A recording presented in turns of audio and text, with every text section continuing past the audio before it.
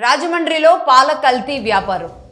ఇది తెలిసిన తరువాత అందులో ఒక యూరియా కలిసిందని, అలాగే ఎథిలిన్ గ్లైకోల్ అనే ఒక కెమికల్ కలిసిందని, దీని ద్వారా దాదాపుగా 103 మంది అస్వస్థతకు గురవడం, 8 మంది సీరియస్గా ఉండడం, ఇప్పటికే 5గురు ప్రాణాలు విడవడం, ఈ వార్తలు తెలిసిన తరువాత పాలు తాగాలంటేనే భయపడేలాంటి పరిస్థితికి కారణమైపోయింది. అది కూడా రాజమండ్రి లాంటి చోట. ఎందుకంటే అక్కడ గోదావరి జిల్లాల్లో పచ్చడి గడ్డు ఉంటుంది, అలాగే పశు సంపద కూడా చాలా ఉంటుంది. అలాంటి చోట ఇలాంటి కెమికల్తో యూరియా కలిపి పాలు తయారు చేశారు అనే వార్త తెలిసిన తరువాత, అలాంటి పచ్చని ప్రదేశంలోనే అలా ఉంటే మరి అసలు బీడువారిన నేలల్లో ఉన్న ప్రదేశాల్లో ఉన్న వాళ్ళ దగ్గర పాలు కొనాలి అన్నా, తాగాలి అన్నా అవి నిజమైన పాలేనా, విషం కలిపిన పాల అర్థం కాకుండా మారింది పరిస్థితి. నిజంగా పాలల్లో విషం కలపడం అంటే ఏదో కథల్లోనో ఏదో సినిమాల్లోనో చూస్తూ ఉంటాం. కానీ ఈరోజు పాలల్లో విషం కలిపారా, అనుకోకుండా కలిసిందా, కావాలనే కలిపారా? ఈ పాల వ్యాపారం చేస్తున్న గణేష్ ఎవరైతే ఉన్నాడో అతను చెప్పేదాని ప్రకారం తను ఒక ఫ్రీజర్ రిపేర్కి వచ్చింది. దాన్ని రిపేర్ చేసిన క్రమంలోనే అందులో నుంచి ఏమైనా ఎథిలిన్ రావచ్చేమో అనేది అతను చెప్తున్నాడు. సరే, దీని మీద ఇప్పటికీ మరణించిన వారికి ఏపీ ప్రభుత్వం 10 లక్షల రూపాయల ఎక్స్గ్రేషియాని ఇమీడియట్లీ ప్రకటించడం జరిగింది. చంద్రబాబు నాయుడు గారు దీని మీద సీరియస్ అయ్యారు. ఇలాంటి వాళ్ళు ఇలాంటి పనులు ఎవరు చేసినా సరే ఉపేక్షించే ప్రసక్తే లేదు అని చాలా సీరియస్ వార్నింగ్ ఇచ్చారు. అక్కడికి అదయింది. ఇక దీని మీద రాజమండ్రి మాజీ ఎంపీ మార్గాని భరత్ స్పందించారు. ఆయన ప్రెస్ మీట్ పెట్టారు. ఇదంతా కావాలనే ప్రభుత్వం పక్కదారి పట్టిస్తోంది. ఇతడు ఈ గణేష్ అన్న అతను వారికి ఆ పార్టీ వారికి సంబంధించిన వాడు కాబట్టి ఇతన్ని కాపాడే ప్రయత్నం చేస్తున్నారు. అలాగే ఇది పూర్తిగా వెలుగులోకి తీసుకొచ్చింది వైసీపీనే. అలాగే రెయిన్బో హాస్పిటల్ లాంటి చోట ట్రీట్మెంట్ చేపిస్తున్న వారికి ఎందుకు వైద్యం, పేషెంట్లే బాధితులే ఎందుకు డబ్బులు కట్టుకోవాలి, ప్రభుత్వం ఎందుకు కట్టుకోవడం లేదు లాంటి ప్రశ్నలు అడిగారు. నిజంగా ఒక ప్రతిపక్ష పార్టీగా ఇలాంటి ప్రశ్నలు అడిగినప్పుడే సమాజంలో బాధితుల పట్ల లేదంటే కష్టాన్ని ఎదుర్కొంటున్న వారి పట్ల ఒక వాయిస్ అవుతుంది. బట్ అయితే ఇది కాస్త పొలిటికల్గా మళ్ళీ యూటర్న్ తీసుకుంటుంది. ప్రతి అంశం ఆంధ్రప్రదేశ్లో పొలిటికల్ అంశంగా మారుతుంది. కాబట్టి అది కల్తీ నెయ్యి దగ్గర నుంచి మొదలు పెడితే ఆ తరువాత ఇంకా అధికార పార్టీకి సంబంధించిన కంపెనీని, ఒక డైరీ కంపెనీని తీసుకొచ్చి మాట్లాడిన పరిస్థితి, ఇది ఇప్పుడు కాస్త ఇక్కడ దాకా చేరుకున్న పరిస్థితి. రైట్, సరే, రాజకీయం అటు ఉంచుదాం. అసలు నిజానికి మొదటి నుంచి ఆవు గురించి చెప్పాము. ఇంటింటికో గోవు అని మగధా న్యూస్ ఎజెండాగా, మగధా న్యూస్ స్లోగన్గా మేము మొదటి రోజు చెప్పడమే జరిగింది. ఇంటింటికో గోవు అవసరం ఉంది ఈరోజు దేశానికి అని చెప్పడం జరిగింది.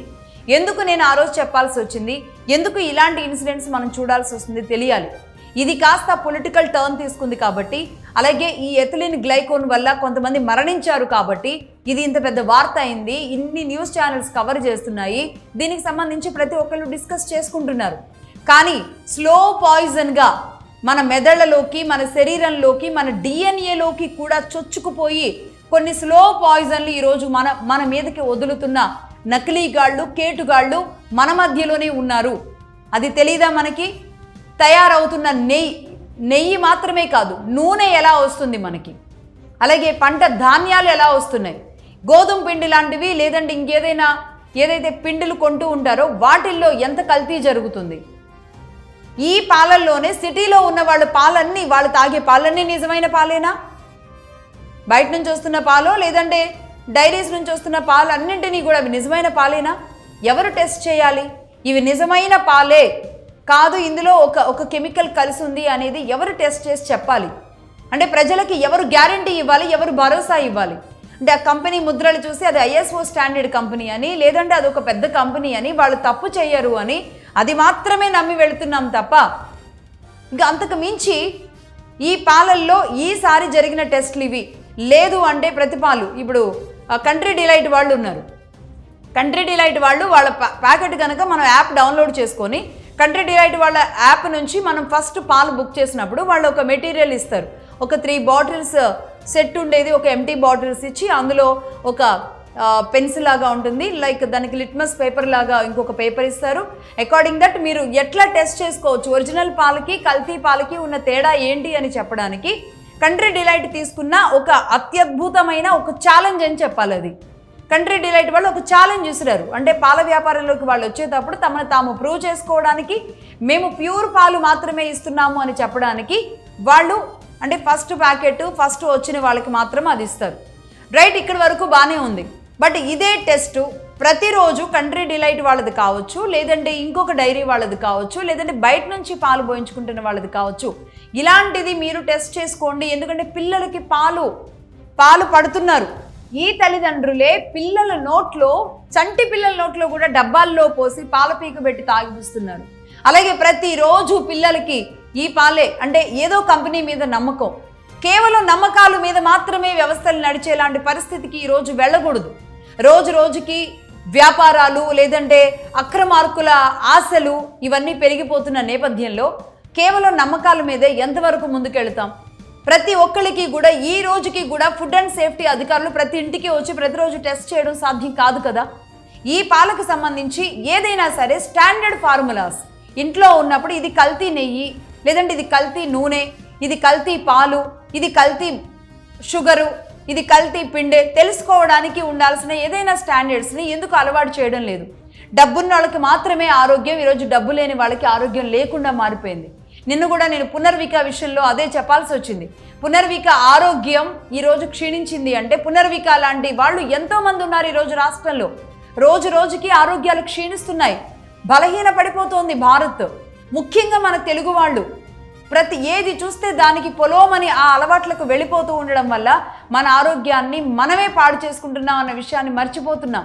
పెద్దలు చూయించిన ఆహారం ఏదైతే ఉందో దాన్ని ఎప్పుడైతే వదిలేసామో, ఎప్పుడైతే ఫాస్ట్ ఫుడ్స్కి ఫ్రై ఫుడ్స్కి అలవాటు పడ్డామో అప్పుడే మన జీవితాన్ని, మన జీవన ప్రమాణాన్ని పూర్తిగా తగ్గించుకున్నాం. అంటే మనం 100 ఏళ్ళు బతకాల్సింది కాస్త అది తగ్గిపోతూ వస్తుంది రోజు రోజుకి. కాబట్టి ఇలాంటి విషయాలలో ప్రజలు అప్రమత్తంగా ఉండాలి. ప్రతి ఓటు అంటే ఓటు అడగడానికి మనం పైసలు అడుగుతున్నామే కానీ మాకు ఆరోగ్యం ఇవ్వండి ఫస్ట్, మేము బతికేలాంటి మార్గం చూపించండి ఫస్ట్ అనేలాంటి చర్యలు ఈరోజు తీసుకోవాలి. ప్రజలే మాట్లాడాలి. దీని మీద ఆర్గనైజేషన్స్ ఫామ్ అవ్వాలి. దీని మీద యుద్ధం చేయాలి. ఎవరైనా మాట్లాడితే అది వాళ్ళకి సంబంధించిన వ్యాపారం కాబట్టి మాట్లాడారు అని వాళ్ళ మీద యుద్ధం చేయడానికి మారుతున్నాం.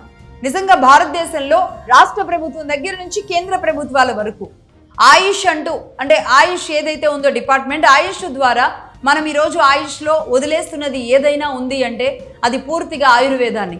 ఆయుర్వేదం ద్వారా, కషాయాల ద్వారా ఎన్నో అద్భుతమైన వైద్యాలు చేసుకుంటూ వచ్చిన మన భారతదేశంలో ఈరోజు మనం ఆయుర్వేదాన్ని వదిలేస్తున్నాం.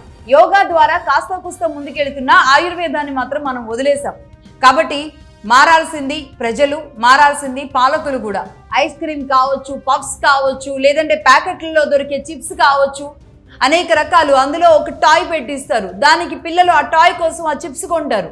అందులో ఏం కెమికల్ వేసారో తెలియదు, అదొక సాల్టెడ్గా ఉంటుంది కానీ అది సాల్ట్ కాదు, అదొక కర్పూరం లాగా అదొక రకమైన టేస్ట్ ఉంటుంది. సో అది క్యాన్సర్ కారకం అవుతుంది అనేది కొంతమంది చెబుతూ ఉంటారు. దాన్ని సీరియస్గా ఇది కల్తీ అని చెప్పడానికి ఎందుకు వెనుకం చేస్తున్నారు? సార్, ఈ నేపథ్యంలో నేను ఒకటి చెబుతున్నాను, ఇంటింటికి గోవు అనే నినాదం ఎలా ఉందో అలాగే ఏ మెటీరియల్ అయితే పిల్లలు తినేది ముఖ్యంగా, ఎందుకంటే భావి భారతాన్ని కాపాడుకోవాల్సింది మనమే. పిల్లలు తినే ప్రతి ఆహారంలో ఏమేమి కెమికల్స్ కలుస్తున్నాయి, ఏమేమి కెమికల్స్ ఇందులో ఉంటాయి, దీన్ని టెస్ట్ చేసుకునే విధానం ఎలా చేయాలి అనే విషయాన్ని తెలియజేయడానికి మా వంతు మేము పనిచేయడానికి ఇవాళే ఒక డెసిషన్ తీసుకోవడం జరిగింది.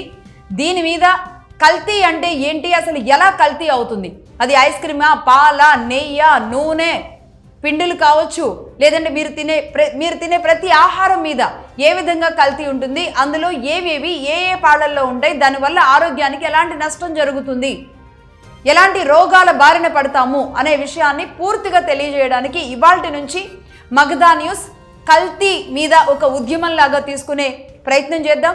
దీనికి సంబంధించి ఫుడ్ అండ్ సేఫ్టీ విభాగంలో పనిచేసిన మాజీ ఆఫీసర్స్ ఎవరైతే ఉంటారో, ఎక్స్ ఆఫీసర్స్ ఎవరైతే ఉంటారో వారంతా కూడా ఈరోజు రిటైర్ అయిన తర్వాత ఇలాంటి ప్రయత్నం ఎవరైనా చేస్తే మేముంటాం, ముందుకే వస్తామని అన్నారు.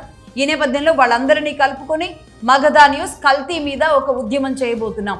భావి భారతాన్ని కాపాడుకోవాల్సిన బాధ్యత మన చేతుల్లోనే ఉంది. కాబట్టి ఇది రాజమండ్రిలో జరిగిన ఒక 6 ప్రాణాలు కాదు, ఈరోజు తెలుగు రాష్ట్రాల్లో మరీ విచ్చలవిడిగా సాగుతున్న ఈ కల్తీ వ్యాపారాలు ఏవైతే ఉన్నాయో దీని మీద ఉక్కుపాదం మోపాల్సిన అవసరం ఉంది.